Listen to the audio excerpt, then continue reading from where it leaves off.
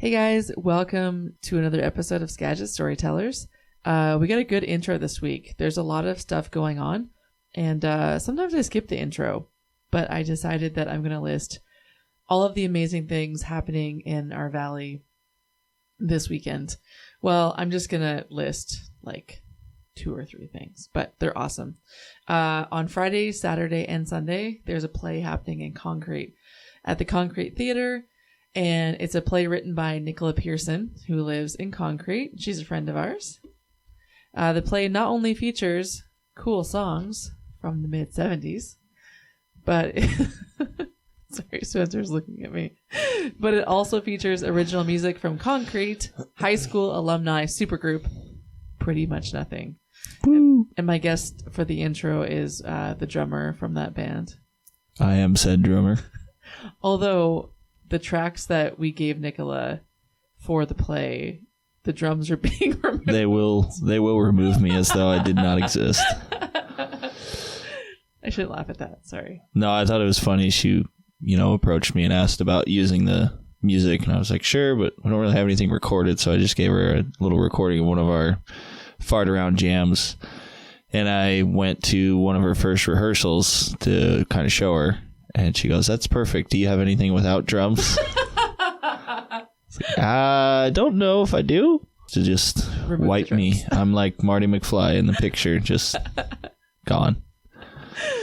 All right, so this play, it's set in 1974, and it's about 2 teens, Sally and Patrick, which is your middle name. It is. Sally and Patrick, who began writing letters across the Atlantic Ocean to each other. She lives in a small seaside resort town in Essex, England, and he lives in an even smaller town in the Cascade Mountains of Washington State.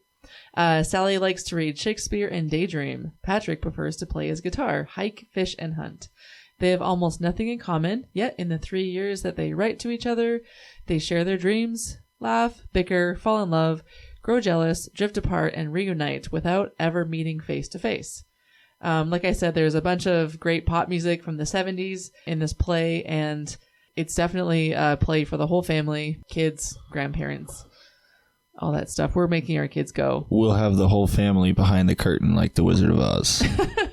Yeah, we're all going to be helping. Are we behind the stage, beside the stage?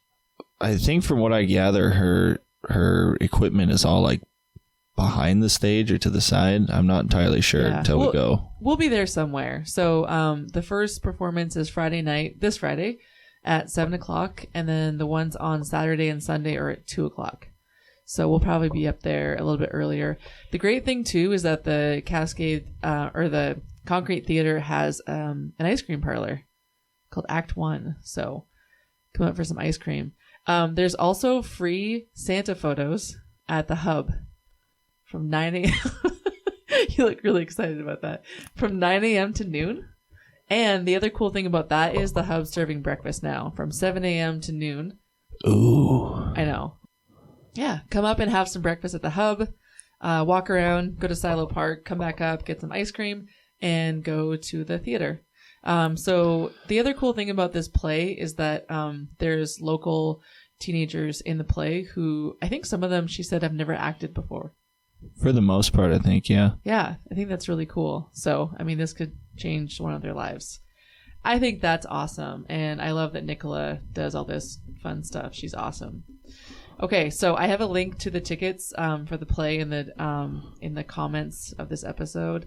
Saturday the 21st is the Anacortes Music Project Rockin' Yule Bazaar featuring... Serific, I hope I pronounced that right. Nurhachi, the Amp Choir Enthusiasts, Harper and Co. Honestly, no. Camp Quitter, Cascade Cody, Tuscan Harper, Ebb, Slack, and Flood. And this benefits the Anacortes Music Project. So you can buy tickets for, I believe, $20 for adults, and kids are free.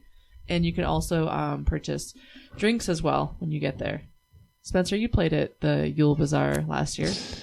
Yes, we did. And we had the little video to go along with it that Clay and Cody worked on. I just saw him post that again. Oh, yeah. The claymation one. That was really cool, yeah. Yeah. Yeah, no, it was a lot of fun last year.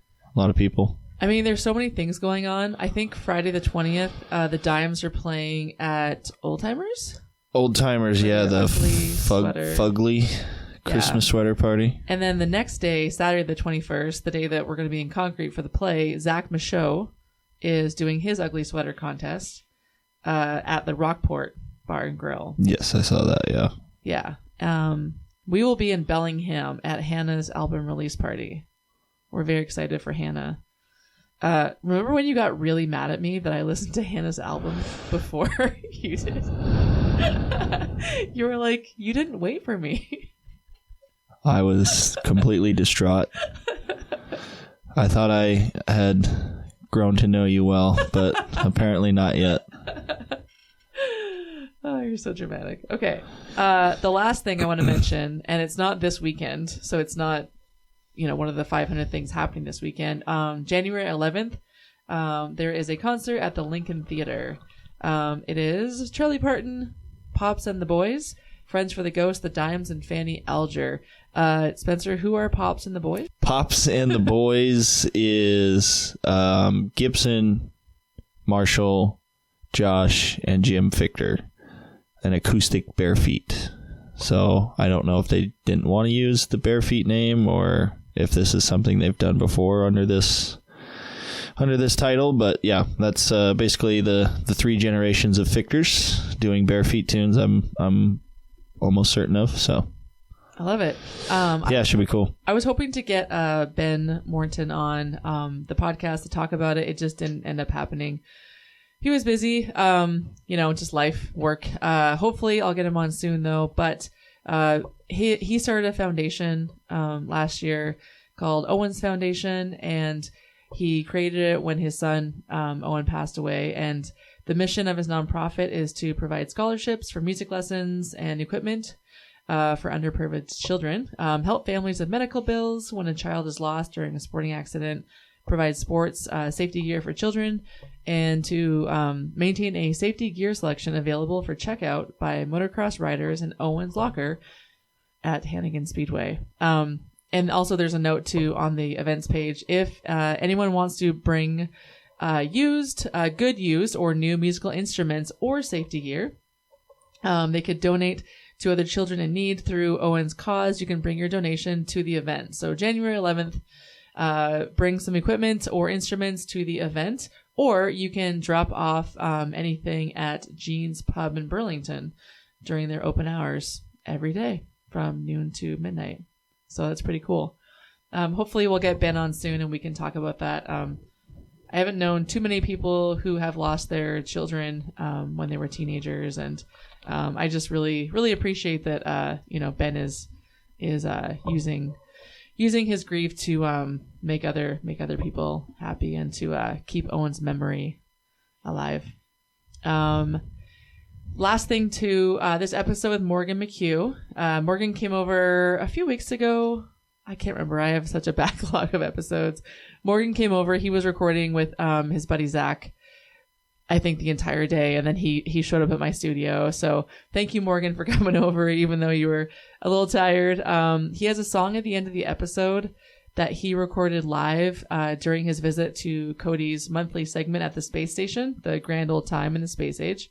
I had wanted him to play it in my studio. It's a really emotional song, though, and he just didn't have it in him. He played another really great song, though. So after the episode airs, I played the space age version of Teddy's Last Dance at the end of the episode. So enjoy both of Morgan's songs. You can find his stuff on Bandcamp, Spotify. He's online. I think his Instagram handle is Morgan McHugh Music, and that's also his YouTube handle as well. He's going to have a album release party in the early part of the year. He was thinking maybe February at the Prospect Theater, so be on the lookout for that. As soon as I heard him at the Lyman Tavern months ago, I was like, I like this guy. He's really good. Yeah, he's my new favorite. He played a Jeff Martin cover, and I was like, done. I really like this guy. Let's see. Thanks again to Morgan for coming on. I always tell people that I love this podcast, and there's actually there's always two versions of these episodes. I get to experience both. I get to experience the live version that's just between my guest and I, and then I get to enjoy the recorded one that everyone else gets. So I love this job. I'm secretly taping all the dirty details she's cutting out. Wait, I just said I love this job, and then I realized, oh wait, I don't get paid for this. Not yet. It's okay. I love this side project, and if I never get paid for it, it doesn't matter. That's how you know that it's real, when you still do it, even if it costs you money. Mm-hmm. All right. I know I said last but not least, or I think I did, but we just want to say again, Hannah, we're really proud of your new album. We love it. Thank you for sharing your art with the world. You can purchase it on the Washington's website or digitally on Bandcamp. Spencer, can you give us a quick sports update before we go? Specifically, the Raiders and golf, whichever one makes you less angry. Well, golf doesn't really make me angry. It's a zen sport. It's hard to get worked up over golf. When you play or watch? Oh, when I play, I can get very, very upset. No, the match is on. It's Brooks and Bryson from Live Golf against Rory McIlroy and Scotty Scheffler from the PGA Tour. And so that's kind of interesting to watch. And as far as the Raiders, we have officially changed our motto from just win, baby, to just tank, baby. Get that number 1 overall pick next year. So, yeah, the Raiders stink this year. It's very sad, but we're still going to go see it. We're still going to go to the game because that stadium is worth it, even if I'm not too interested with watching, but I know I'm still probably going to lose my voice after the game from screaming, so. And who are they playing over there? They're playing the Chargers, so my thinking is hopefully they lose a couple more games, and it's potential that if we beat them, they don't get to make the playoffs. That'd be pretty rad. So we just want them to lose, get out of the playoffs. Yes, everybody that's listening, fuck the Chargers. Are you allowed to swear on this podcast? I am now. And that's the bottom line. Is that your tagline for your sports podcast? No, that's Stone Cold Steve Austin. Oh, is it? Yeah. I wish I could take it. Okay, music. Great charities out there. Art, plays, sports. Is there anything else? Heavy breathing into the microphone. Cut that out. Wow. Oh, can you inform us of... Stop it. Can you inform us of Pretty Much Nothing's upcoming gigs? Are any of them confirmed yet? Did it again. So Miguel had mentioned Mardi Gras being on March 1st. Mickey Gras? Miggy Gras. Why are we calling it Mickey Gras? Because he's going to be performing with 16 different bands that he's in. One song each? Yeah, one song each, and then tear down and set up. No backlining of the drum. No backlining anything. Everybody's got to bring their own amps, their own mics, their own stands. So Mardi Gras is in Concrete on March 1st. Correct. They're doing. Think the lineup's been. Has it been confirmed? He hasn't confirmed really anything per se. So he's just kind of thrown this idea out there. Let's just say that Pretty Much Nothing has 2 shows coming up in March. We can say that. One of them will probably be in Concrete. Yes. And one of them will probably be in Bellingham. See. Yeah. And your drums won't get cut out of those. Muting the drums live. I'd be impressed by that. Yeah, so those 2 shows, now that Gibson's elbow's doing better, and he's getting that all figured out. So. And cool. Next week is Christmas. Mm-hmm. Our first Christmas. Our first Christmas. In our first house. In our first house. Our only house? We probably shouldn't move. I don't want to after all the staples we put up. We put up so many sound panels on the weekend. Send us more. We need more. We're gonna soundproof the entire house. It's just gonna be black foam walls. Enjoy your week. Be of use. And as always, go do something hard. Yeah, make fun of me. Thanks. That was my happy voice. if I'm in a good mood, I talk in a higher pitch. It's like my dad when we would go to work when we were younger. He'd get on the phone and he'd go to his high voice to sound happy to the boss.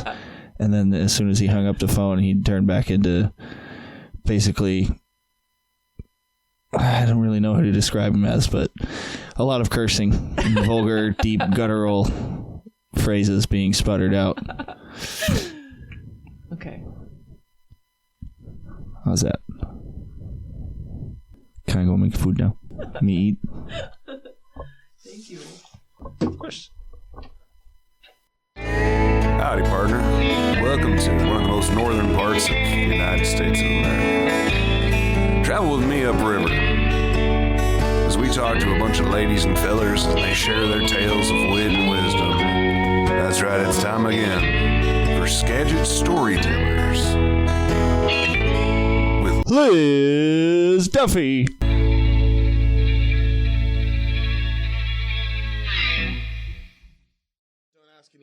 Questions. It's not a visual podcast though, so like people won't see you go red. Yeah. Oh So, yeah. yeah. We're chilling. Yeah. And I'll cut out all the embarrassing stuff. I don't care. Like the stories that you just told me, those were so embarrassing. I'll cut all those out.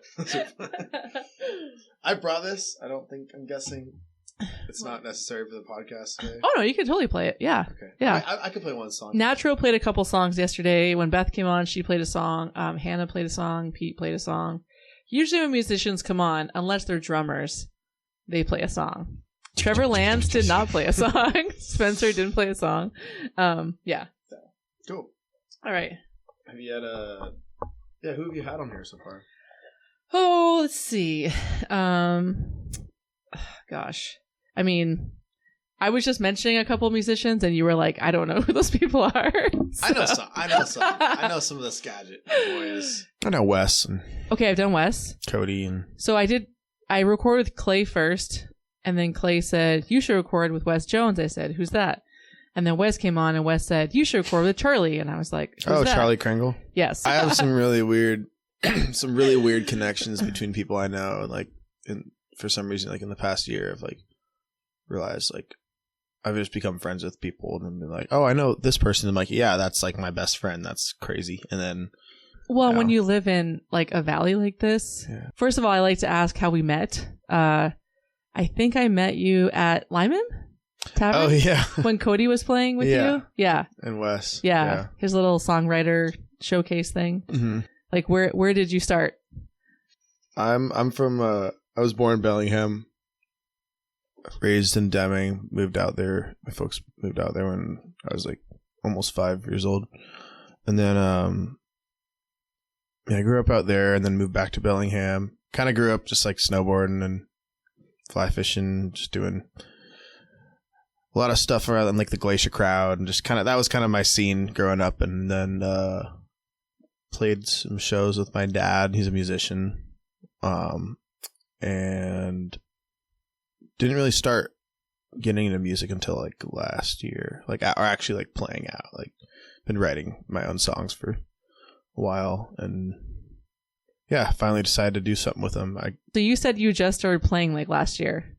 Yeah. Like, but you've been writing for a while. I've been playing at community events and things performing for a long time. I was in theater as a kid and choir and band in high school, and I did some shows with my dad, but I didn't actually start until like about last year around this time. I got an opportunity to go record a solo album out in New Hampshire at a friend of a friend's studio. How did that come about?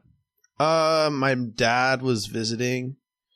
I was in Alaska during the summer on a fishing boat, and him and my dad and his partner were visiting our friends Charlie and Rachel Cantrell, and my dad had some demos that we had recorded at his place, and he shared them with them, and they were really excited. And they're in the arts, the art biz and all that, and they got really excited and reached out to me and were like, Morgan, we want to help you get going with this. I had actually been in a band. I was in a rock band for a little while, and that fizzled out, but unfortunately,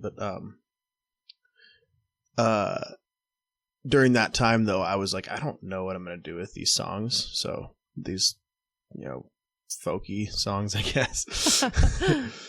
Genre stupid, but I just was like, yeah, let's do it. She's like, we want to give you this opportunity, and we're gonna really try to promote it and get it out there. And it was cool. It was really kind of just a taste of like what it could be like. And it didn't get super far. We released some music videos that were shot in the studio, very professional. And it was a good push out the door and be like, all right, I should do this. I should definitely do this. This is what I enjoy. This is what I care about most. This is what's on my mind all the time. So I started from there, and it's been uphill and downhill and uphill and downhill. And like life. It just keeps going. Yeah. see where it goes. And so now you're recording in Sudden Valley, you said? Yeah, I'm With recording Zach. some new songs with Zach. Yeah. And how do you know Zach? Zach started showing up at some different shows that I played, and introduced himself, and he was friends with one of my buddies, and we got a beer, and I was like, hey, so you're an engineer? And he started just kind of going in about what he does and what he likes to do. And then I went to his place, and he had a home studio at his old house. He just moved. But I was checking it out, and I was like, whoa, this is awesome. And then we started just chatting about music, and I was like, well, I got an EP I want to record. So that's what we're working on now. So yeah, it's really fun. He's a good hang. So how do the two recording experiences compare? Oh, it's Are just they completely different? That was a live solo recording. The first one? Yeah. And I was like scared and was around all these like really professional like music biz and musicians. You're like, what am I doing here? Yeah. Yeah. It was a little bit uncomfortable at times, just because I was like, oh my god, I'm like this is my one shot, is given this opportunity, don't mess up. This is more like, oh, now I'm doing this and I can shape this project the way I want to, and I have time to sit on it and layer it and listen and decide if I want more instrumentals or not, and change certain vocal parts. And so it's just a lot of kind of sending stuff back and forth and collaboration. It's just been a collaboration process. So. And maybe messing up in front of Zach isn't as stressful. No. I mean, yeah, I can say there's a lot of things I can say in front of Zach. It's just, I mean, it's like, I mean, definitely like time is important. Like studio time, you've got to be prepared. And I don't want to show up unprepared for my sake and his sake. Like anything, but it's just kind of work in progress, but we're getting close to the end. We got everything pretty much mapped out. We got 5 songs. Do you have a deadline? I want to release it in January, and I'm gonna have a album EP release show at the New Prospect Theater. I like that place. February 7th. Yeah. Cool. Okay. Yeah, I played there last year. Sold out show. Who'd you play with? It was my album release show. Oh, just yourself? When I released it, yeah. Oh, wow. It's crazy. Yeah. Nice. It was really fun. Yeah. I saw Tommy Prine there. Oh, nice. Yeah, my mom saw him there. Yeah, it was really cool. My daughter and I really liked his album. I forget how it even came up. Oh, he released a single called Ships in the Harbor. Yeah. And honestly, I don't even know John Prine. And when that came out, it came on Spotify, like Discover Weekly. Yes. And so I heard the song and I was like, that name sounds so familiar. And so I started looking it up and I went, oh, this is John Prine's son. And so Olive and I, we listened to that song a lot. And my mom passed away like 20 years ago. So whenever he sings that part, I'd do anything just to talk to my father. It's like, oh, it's hard. My daughter, she got diagnosed with a rare form of juvenile arthritis like a couple of years ago. So we went to the doctor, and we, once we like figured it out at Children's, we got that official diagnosis. We were driving home and that song was on. And I said, Olive, we haven't even asked you, like, how are you doing with all this, And she said, I just feel bad because I feel like I ruined this like perfect life that we had. And she didn't know that her and her dad and I were already having issues. And I was like, you thought we had a perfect life? And I just thought like that's, you know, that's such a kid thing, you know? You just think that everything is amazing. And then she gets sick and she's like, I ruined it. And I was like, no, I didn't want to tell her it's been ruined for a while, but no, kid, like you're fine. So anyway, that song came on and we, you know, really connected with it. And then when his album came out, we started listening to it and just so many songs. So when he came to the Prospect Theater, I was like, what? Like, this is incredible. So we bought tickets. We were a little bit late. We showed up during the first song. We sat front row. That was all that was left. And at one point he was playing and his pick broke and he just kind of threw it and then started playing again. And I was like staring at this pick like, I'm getting that. Like, I need that. So after the show, I was like, Olive, go get it. She runs up and she gets it. Can't imagine. I mean, Well, you just got to go on tour. Yeah, I will. Nobody will know you. It'll happen. Yeah, that'd be awesome. I really want to go on tour with like another bigger name, something. Yeah. That'd be awesome. Where would you want to go on tour? Anywhere? West Coast? West Coast would be cool. Anywhere in like the central United States, you know, Idaho, Montana, Colorado. That would be a really cool region. Anywhere like in the Rockies. South would be cool. East Coast would be cool. It'd all be really... I'd go anywhere, but I think my first choice would be this corner. Yeah. Just to kind of spread the horizon a little more. And do you have a job that allows you to tour? I could not tour with the job that I have right now. What do you do now? I mean, you know, if a tour comes up, opportunity comes up, to like hop on with somebody, I'm obviously not going to be like, oh, well, I have a daytime job. I'm not going to say that. No, what do you do for work? I am a cook at Nelson's Market in the York neighborhood in Bellingham. Okay. I live like 100 yards from work and just apply there. You just walk there? Super easy, yeah. Can roll out of bed at 7 a.m. and be like, all right, work's right there. Drink some coffee, regenerate the system. So you work the early shift? Yeah, generally. So you can play at night? Yes. So you don't sleep? I know, yeah. It's a rough... It can be a rough... Well, you're 22. I did not sleep much when I was 22 either. And everybody wants to go get beers after shows, and it's part of the deal. I guess. Yeah. I like it. When you were talking about your dad helping you out, did you ever ask him, like, hey, Dad, like, I really want to, you know, explore this music stuff? Like, could you help me out by hooking me up with people? Or was it just kind of organic and he was just really proud of you and he... It's organic. Yeah. He's always been very supportive. I mean, I've been singing since I was pretty young and, you know... Did you just do it because you saw your dad doing it, basically? I was just around it. I was immersed in music. Yeah. He was in a band... Tim McHugh and the Lost Poets. They're pretty popular around this region for a long time. They're definitely and in other places too. Like he got some really good opportunities. Like has he toured? Yeah, he's done a tour where did before. he tour? He did a New England tour when he was solo when he was like in his late 20s. Is he from the East Coast? No, he's from Olympia. Oh, okay. But he did that. He did an Alaska tour or a run of shows with his band. He's got a really cool story. He stopped playing music out and, you know, kind of zeroed in on family life when my brother was born. Which is, you know, it's awesome. And I'm grateful for the life I have. Sometimes I wish I wish he would have kept going a little further because I think he was really good. But he focused on that, and that's what he chose, and I get to pick up his gift. So that's kind of how I see it. So this is your older brother? Yeah, it's my older brother. Yeah. He was. Does he play music?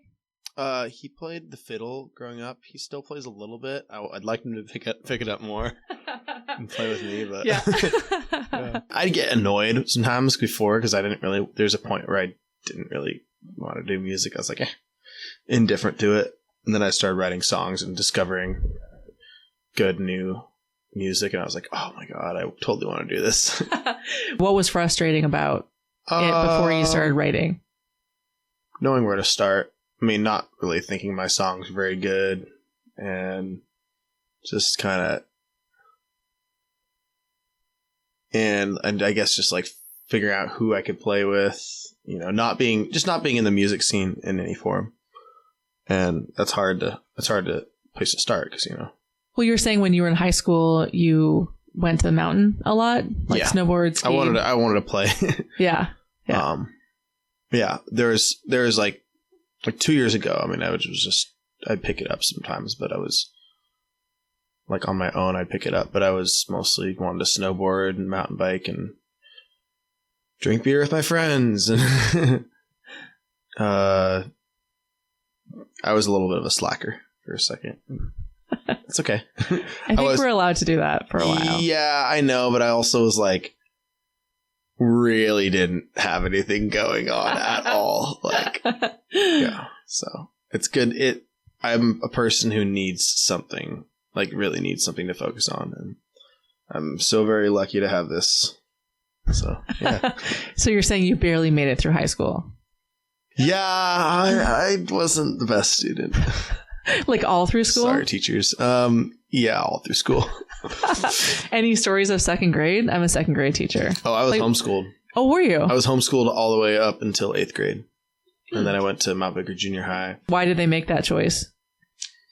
Did they not enjoy school? Yeah, I think there's a little bit of that. Like, kind of like, let's try something different, you know? I went to a cooperative private school too. Like, it was like a homeschool cooperative, and I had a bunch of friends that were like super tight that I'm still really close friends with to this day. But I went there, and I think it was just because they just didn't really want the mainstream influence that early on, which some might say, that's so hippie and alternative. And I mean, I personally am never going to homeschool my kids. Like, fuck that. It's hard. I'm good on that. Yeah. I think at this point, I think there's a time for it, but at this point in the modern world, it's like kids need to go to public school. There's too much shit going on in the world for them to not go, and like, you know, just for awareness reasons, graduate. How was the first month or so? Oh, it was terrible. Was it? Yeah. You're like, wait, I have to sit in a desk? Yeah, I wasn't all day. I wasn't cool by any means. How many times did you get expelled or suspended? Oh, never. Oh, I was really? a good kid. Yeah, I just wasn't a good student. Okay. Yeah. Just slacking off. Yeah. Not doing your work. Yeah. I was a goody two shoes for a second there. All the way up till like 16, and then I was like, now I want to sneak out. So it's just your brother and you? We have a little sister too. Oh, are you the middle? I'm the middle child. Me too. Hell yeah, nice. Thanksgiving's coming up. Do you guys have like what's your family tradition for Thanksgiving? I look forward to seeing my grandparents and my Auntie Barbara and everyone else in my family. Is that what your songs are about? Your family? Quite a few really? of them. Yeah, quite a few of them. Yeah, some of them are not. Some of them are just about me and life in general. But besides your dad, who did you like? How did you sort of meet? That was like pivotal in the Bellingham music scene to get you to get the ball rolling, I guess. Oh, I guess my bandmates when I was in this rock band called Atomic. We were just high school. No, we were just playing in our friend's living room and just got something together spontaneously. Played a house show, and then people liked our stuff, and it went further. I just it went on for like a year. We played some great shows, DIY shows, but just so happens that like I really enjoy rock music, but I'm not a rock and roll kind of person. And, what does that mean? I don't know what that means. I'm not a rock and roll singer. That's not what I have ever seen myself as being from a young age. Like I always was like, I am inspired by people like John Prine and Jeff Martin. Jeffrey Martin. Oh my God, yeah, I'm a huge fan of his. Yes, Yeah. And I it's not to limit myself. I was doing it. It was fun, and we're all still friends. It just was just a young group of guys. Yeah. I think people need to. That's how I see it, at least. I just think that people need to understand that, like, you know, your band doesn't need to last as long as the Rolling Stones. Do you know what I mean? Like, it's okay. No. Yeah, it's not a bad thing. Like, it's like, this is cool. Look what we did for a year. Yeah. This is awesome. Instead of looking at it like a failure. Oh no, yeah. I mean, there's some sadness around it, but like I from some of my friends, and I think we were good. It just wasn't something that I wanted to continue with. Yeah. But there was definitely like potential in that, but you gotta follow your heart. Well, I was gonna say, I think a lot of people don't acknowledge when they feel that, and then they keep going, and then no one says anything, and then it just becomes this like, this like elephant in the room. Yeah. So yeah, I think that's really mature of you to like just go, no, this isn't like working.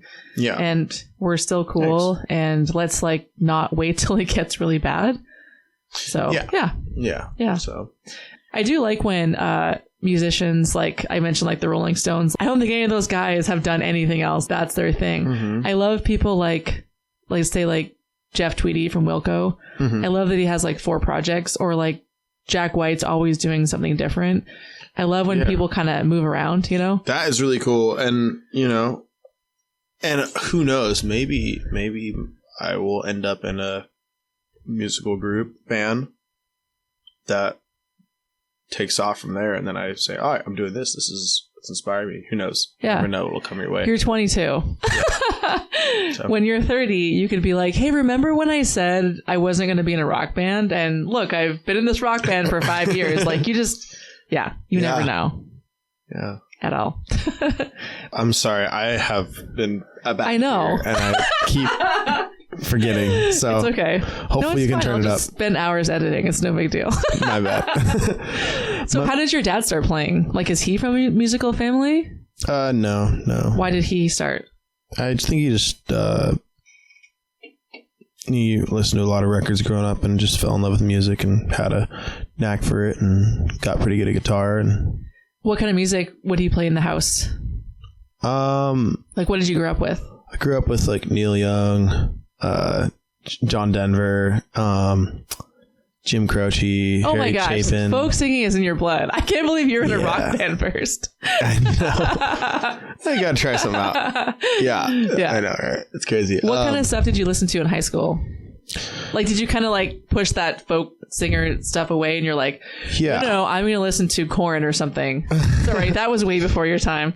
I'm trying to think of a current. I mean, I listened to a lot of stuff that was before my time. I mean, I listened to classic rock. I listened to... Wait, what's classic rock according to you? Don't say Green Day. I mean, I did go through a Green Day phase, but they're definitely not classic rock. No. Anything from like British to American rock, like CCR, Eagles, Pink Floyd, the Beatles, it all falls under classic rock, I think, I'd say. Even though they're all so vastly different. But I grew up around a lot of that stuff. Pink Floyd, the Beatles. I was huge on the Beatles growing up. Loved it. So you guys had a lot of music in the house growing up? Mm-hmm. Yeah, a lot of that. Vinyl? CDs. We didn't have any vinyls. But is your new album going to be on vinyl? I want to make vinyls, yeah. Because people are collecting vinyls a lot more and more. I mean, people have always collected vinyls, but I feel like it's just happening more and more. And CDs are pretty much non-existent. A lot of cars don't have CD players. Mm-hmm. Yeah. I don't. Somebody hands me a CD, I probably won't ever end up playing it. Cassette? Is that a thing now? Is it? Well, I know. Is it becoming a thing again? I know last year Cody put out a Halloween album and he did it on cassette. Oh. And then I think Tim put out his Pink Floyd-ish album, It's Off the Sea, on cassette. So I mean, Tim I'm McLean? not. What's that? Tim McLean? Yeah. Oh, nice. Yeah. It's really good. Awesome. I'm not just saying that because Spencer plays drums on it. It sounds like Pink Floyd, but it's all originals and it's just kind of in their style. It's pretty good. But yeah, I mean, you think finding a CD player is hard? Finding a cassette player is really hard. So, yeah. So you're gonna go vinyl. Yeah, I want to make some vinyls and probably. I mean, we'll see about. I mean, some people still buy CDs. I'll probably make like 50 CDs or something. Yeah. But I think just vinyls and I'm gonna take a little break and then February I'll do the album release show and then so hopefully just give myself time to promote that one and really give space so maybe people will be a little more excited to come see new stuff and I think it'll be really fun and it'll be with a full band too. So who's in your band or who will be in your band? I've been playing. Are you looking for band members? Is this like an ad? Okay. No. I've got a group of people that I've been friends that I've been playing with recently, and it's really fun. Johnny Roberts from the guy from Checker Bloom. Yeah, Anthony Martinez's friend. Yeah. Okay. Yeah, and then Callan Nuss, the bass player. He's from Edison, actually. Phenomenal bass player. Brett Strzic is a guitar player, and then Claire Furtwängler is playing cello with me quite a bit. Yeah, they're all in other groups. Yeah, right now it's kind of a collective. I'm trying to kind of see where things go, so it becomes more of a thing. You know, if I get an opportunity to, open for somebody bigger and start going on tour, playing festivals, and that'll be key, just having a group, and it's keeping it chill and like open so people don't feel pressured into it, and knowing which people are excited, and just making it fun for now. That's kind of how I see it. There's no need to get super serious about it. And it's good, like, foot in the door. Yeah. To get into a venue, to play at a venue. Like, hey, I played this open mic. People liked it. And you don't need that foot in the door anymore. Not in Bellingham, no. Yeah. I mean, everything's a good step forward, but I would definitely do that in like other places though. Yeah. Yeah. 100%. Yeah. When do you feel like you'll like make it? When I have 10,000 followers on Instagram. I think you can buy those. That's fucked up. It is. Yeah. I was talking to my friend. Do you know Noah Gunderson? I was talking to him a while back about this, and he's like, you get to define your own success if you have any form. And I was like, he said something like that. And I was like, oh yeah, he's like, there's lots of ways you can make it.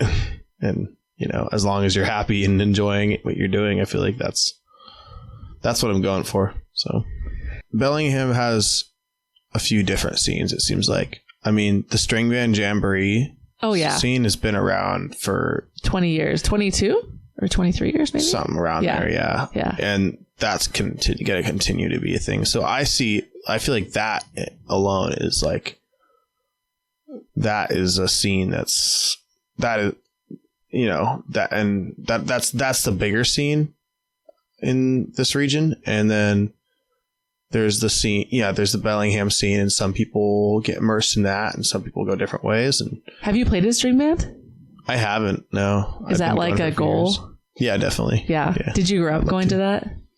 No, I wish. Yeah. Well, because I was saying your dad, really your dad played music, so I was thinking maybe he took you guys as kids. Maybe your family went. No, we never went to that. I'm not sure exactly why. Yeah. Kind of seems like that style of music that I know. He thinks that I love it. I mean, I love string band. I've been going for the past few years. And camping with friends, and saw Nick Shoulders there this summer. Yeah. Yeah. Who's Nick Shoulders? Oh, you should check him out. Yeah? Yeah. What kind of music? Folk? He's like alt country, like yodeling, like crazy vocal range from Really? Arkansas. He's opened for Sierra Farrell, gone on tour with her, and whatnot. Really? Sierra Farrell used to play a string band. What? Yeah. No. Yep. No, Sierra was a part of string band. Sierra Farrell was playing in like I think the Serenade tent there or something years ago, and then now she's like huge. So I was going to ask you to play a song, and I was going to let you choose one, and I'm not going to be offended if you don't play it, but I love that song Teddy Oh yeah, that you played on the space station one. Thanks. And it's not on Spotify. It's not on Spotify, no. So I've exhausted Write Me a Letter to death. I think I have to stop listening to it. Olive and I, my daughter, sing it a lot. Really? But that's sweet. Yeah. But I don't. It's a sad one. I think I only heard that song once, and I haven't. I guess I could listen to the YouTube recording. But I was going to ask you because I think you told a story about it as well. It's kind of a fictional story about just like addiction, mental health, and suicide, which is a really big problem in our in this age. It seems like it's just gone up drastically. I mean, I know two people that I went to high school with that passed away from that Addiction, suicide. Yeah. Oh wow. Yeah, unfortunately. And it's everywhere. And, I think, the world's hurting right now, and young kids and young adults are really, really hurting. Yeah. So that's kind of what that's about. Yeah. I don't even know how that song, how I came up with that song. Just was thinking about that. Yeah. But you don't have to play it. You can play a different one. I mean, okay. Is there another one? I will say that's a heart wrencher right now. No, that's okay. But, no, you don't have to. Yeah. Is there one that you would like to hear? No, just anyone at all. You can play a new one that no one's ever heard yet. Okay, yeah. You can play one that only Zach knows. Yeah. I'm probably gonna play an older one.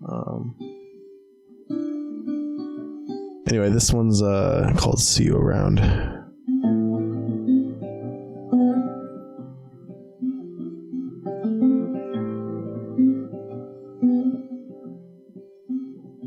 Killing time trying to find something to hold, something to lean on, some time to call home. It gets so hard to get things done, to save a little time, so I can find myself alone.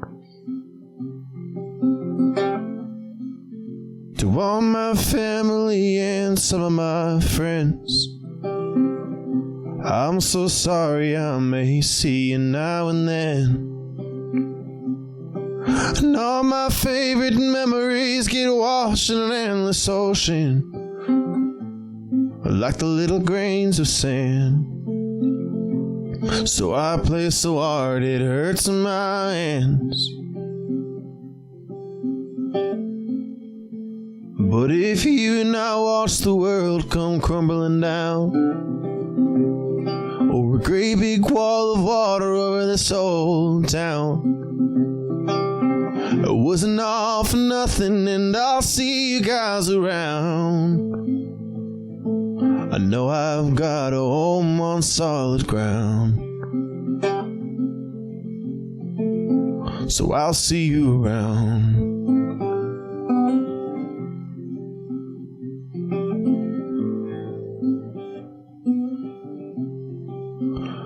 Sometimes I think we might be going insane, with these small devices wrapped around my brain. And I miss the days with the CDs and the static movie screens and real life photographs of the places I have seen.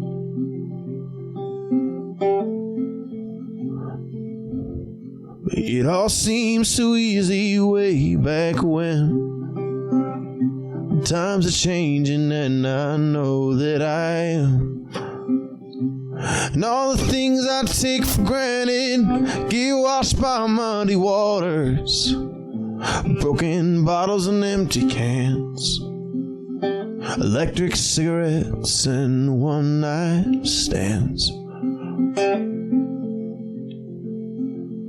But if you and I watch the world come crumbling down, a great big wall of water over this old town,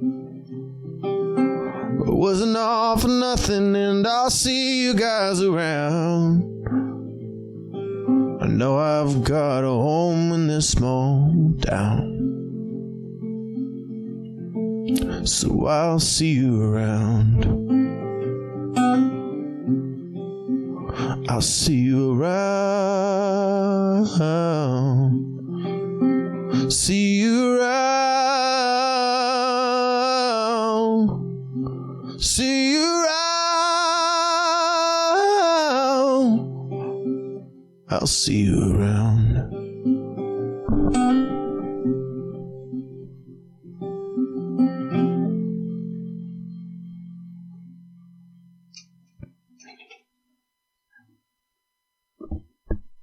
That was fantastic. Thank you so much. That was good. Okay, so people can go to the Blue Room on Thursday, November 14th. Yeah. To see you guys play. So it's you, Friends for the Ghost, and Chad Henry and the Setbacks. Chad Henry and the Setbacks. I'll have to get Chad Henry on. Yeah. And then you'll go dark for a while. Yeah. Maybe show up at some open mics in Seattle. And then you'll have your album release party. And then people can find you on Spotify. Mm-hmm. What else? On YouTube, Instagram, my website, morganmchugh.com. And I also, do you have merch coming out? T-shirts, vinyls, probably. I feel like that's a good start. Yeah. T-shirts and vinyls. Yeah. T-shirts and vinyls and some CDs and yeah. I mean, maybe something else too. We'll have to see about that. Bumper stickers. You can always do some stickers. I would have a hard time not making it like those. Like, I would have a hard time making those serious in any form. I was just thinking that. Yeah, there'd be some jab at me or something on purpose. You know. Yeah.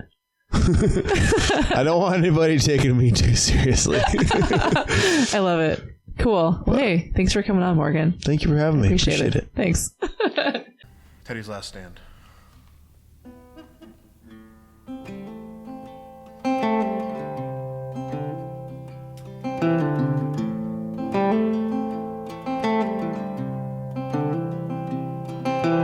Three kids riding in the back of a Dodge down the highway, wheel in one hand and a bottle in the other.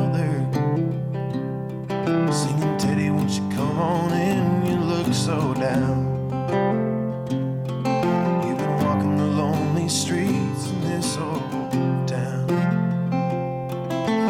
Teddy had a taste for something stronger than hunger,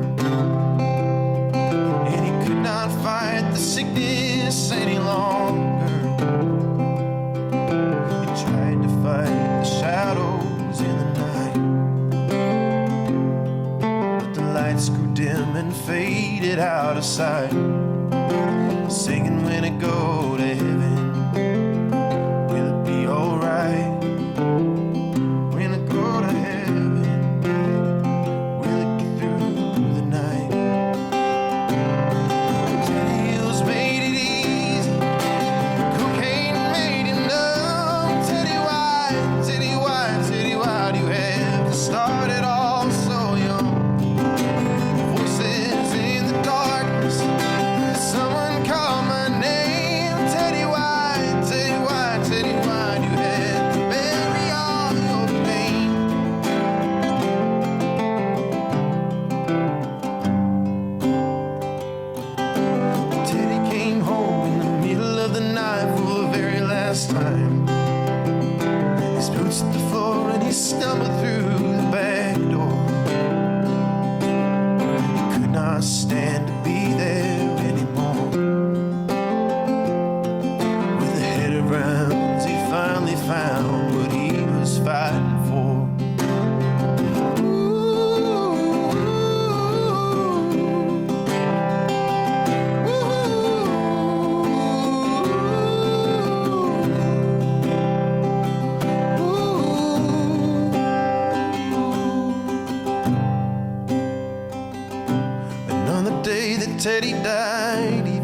tears his mama cried.